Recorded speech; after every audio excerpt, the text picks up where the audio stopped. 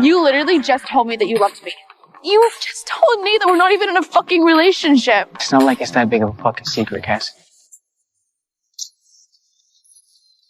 Daniel, come on. Who the fuck does this girl think she is? You are so fucking boring. My story is like a broken wall, spiraling out of control between the longing for love and the pressure of reality, and finally falling into the abyss. Yet the notes of tragedy were planted as early as my childhood. I was born into a seemingly decent middle-class family. My father was handsome and charming, while my mother, though beautiful, was always uneasy. When I was little, my father kept encouraging me to learn figure skating, making me once believe that I could become a princess on ice. But this beauty came to an end soon. My father couldn't even hold down a stable job, and the expensive skating lessons were halted as a result. At the same time, my parents' relationship deteriorated rapidly, and the house was filled with quarrels day in and day out. My mother accused my father of fooling around with other women, while my father complained that my mother had let herself go. It was in such chaos that I entered my adolescence. Holy moly, look at you. What? You're gonna be a real heartbreaker. Trust me. My premature physical development felt like another curse to me. The gazes of the men around me shifted from friendly to lustful, and these gazes even came from elderly relatives in the family. I bet you got all the boys wrapped around your finger. On the night before the new school year started, my parents had a fierce quarrel. My younger sister and I were so scared that we couldn't sleep all night. It was also from that night that my father left home. Right after we separated, he would still come back to see us every weekend. Later, it became once every few weeks, and then we even couldn't see him for a whole month. It wasn't until he got into a serious car accident that our contact was reestablished. During that period, I went to the hospital to accompany him whenever I had free time, pushed his wheelchair to take him out for some fresh air. To maintain his hard-won warmth after he was discharged from the hospital, I secretly sent him messages without telling my mother. But before long, his replies became fewer and fewer, and a few months later, he completely lost touch. When I saw him again, I was shocked to find that he had become addicted to drugs. Being so a loving father, he turned into a stranger controlled by drugs. The number you texted me from. Can I call you? That's my friend's phone. I promise I'll reach out to you with my new number. Don't cry, baby. I'm okay, I'm fine. Don't... I just miss you, Dad. I miss you, okay? I love you.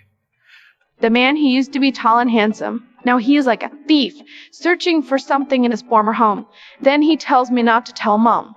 Watching his figure fade away in the distance, I finally can't hold back my tears and burst into sobs. I know this time, he really doesn't want us anymore. After my father left, a huge void was left in my heart. I longed desperately to be loved, to feel the warmth of being cherished in someone's palms. To seek this, I learned to please others at a very young age. In my past relationships, I would always comply with my boyfriend's requests, taking those intimate photos and videos. Unfortunately, after we broke up, these materials were maliciously spread, labeling me as a slut in others' eyes. Gradually, I seemed to grow numb at times. I even comforted myself in a distorted way, telling myself that loving someone always comes with a price. Just when my life was in a total mess, the appearance of McKay was like a powerful painkiller, instantly numbing all my pain and humiliation. No, you're being cute. Listen, I don't want to sound corny or whatever, but you are literally the most beautiful girl I've ever seen. As a college football player, he was quite different from the other guys around me. He had clear visions for the future. I threw myself wholeheartedly into this relationship, giving everything I had without reservation. I was willing to do anything to satisfy him. Even when he showed some violent tendencies, I chose to endure. Our seemingly perfect relationship, actually. It was fucking unequal from the very beginning. Although McKay likes me, he has always minded my past. This contradiction exploded completely on the night of the carnival. In front of our friends, McKay deliberately kept his distance from me and even refused to admit that I was his girlfriend. You guys like in a relationship? No, we're just chilling. Are you just chilling? Yeah, we're chilling. This kind of public humiliation has completely broken my heart. It's not that big of a deal, Cassie. It's a figure of speech. It is a big deal. It's really not. You literally just told me that you loved me. What does that have to do with anything? You just told me that we're not even in a fucking relationship. That's because I know the guy. He's just gonna talk shit. Like what? Like about you. Or whatever, Cassie.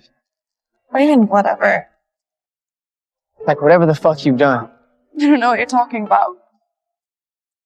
It's not like it's that big of a fucking secret, Cassie. You know what? It's cool. We should just call it a night. I gotta get back anyway. Amid the psychedelic lights in the crowd, I took drugs with my good friend Maddie. When the effects kicked in, all my emotions were amplified.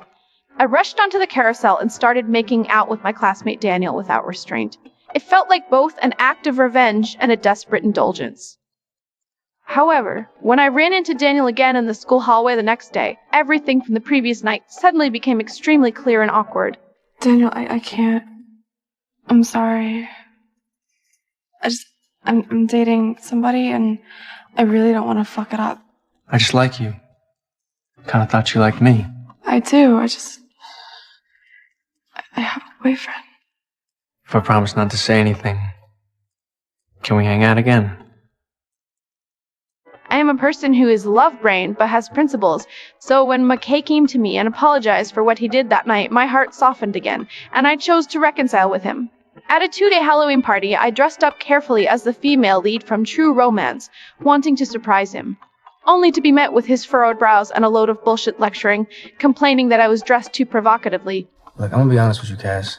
I feel like if we go to this party and you dress like that, I ain't gonna ever hear the end of it. In like a good way or a bad way? In a bad way. Okay, so what do you want me to do about it? To please him, I changed into the football player outfit he deemed appropriate. But instead of a pleasant party, I witnessed a disgusting fraternity farce. McKay was pinned to the ground by his teammates, humiliated like a dog, and he chose to take that trauma and anger out on me in an extremely violent way, fucking unleashing it all on me, causing me both physical and psychological pain. Haunted by the pain McKay left me, on the second night I put on that dress I had been longing for and went to Daniel's Halloween party. Unexpectedly, Daniel couldn't stop praising my outfit. On the dance floor, sticky sweat and deafening music almost made me forget McKay for a little while. I desperately needed that validation, even if it was fake and fleeting. Fooled by alcohol and the party vibe, I went back to Daniel's room and we got intimate. But right at the most critical fucking moment, the ghost of McKay suddenly surfaced. That pathetic sense of guilt made me stop. It was this rejection that finally revealed Daniel's true ugly nature. Instead of understanding, he cruelly lashed out with humiliating words. You think I'm here because I'm interested in you? In what you have to say, or what you think about things as if you're so fucking interesting? Fuck, are you dumb? You came on to me, remember? And ever since then, you show up, you lead me on, and then you whine about your fucking boyfriend. Hey, I'm gonna be honest with you because no one else will. Any guy who says he's interested in you beyond just fucking you is full of shit. So good luck with your boyfriend. His attack hit right where it hurt most. If McKay's blow felt like a heavy punch to me, then Daniel's words were like a slow, torturous laceration of my soul. They completely confirmed the deepest fear in my heart. I am nothing but a worthless wretch unworthy of love. After being brutally battered by life until there was no intact skin left, my emotional world had become a complete ruin.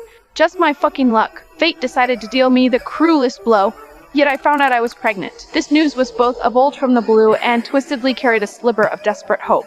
My deranged mind began to fantasize that this child might be the last chance to mend my relationship with McKay, and my only hope to break free from this godforsaken past and have a real family. Yet, when I told McKay the news, reality shattered all my fantasies in an eye. McKay's reaction was pure panic and evasion, and he didn't hesitate to suggest an abortion. He repeatedly emphasized that he was at a critical point in his studies and football career and couldn't handle the responsibility of fatherhood. Every word he said showed no regard whatsoever for my fragility and helplessness at that moment. Cass, I don't even think you want to have this baby, okay? It's not a fucking fairy tale. Like, this may seem all cute and cuddly to you, but this is real shit. I'm not even ready to be a dad. I don't know if that's selfish to say or whatever, but children are fucking scary. But I say we don't do it. I'm not saying I'm gonna have a baby.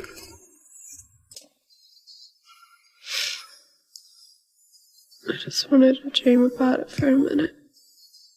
After the last hope vanished, accompanied by my mother and sister, I entered the abortion clinic. Lying on the cold hospital bed, I put on my headphones. The music pulled me back to the skating rink of my childhood. I seemed to see again that little girl gliding freely on the ice, and the father applauding for her by the rink.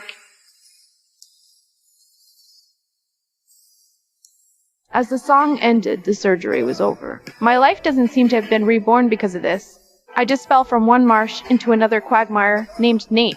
This broken waltz keeps going. The dance partners change one after another. Yet I still spin in the same place, waiting for the next fall.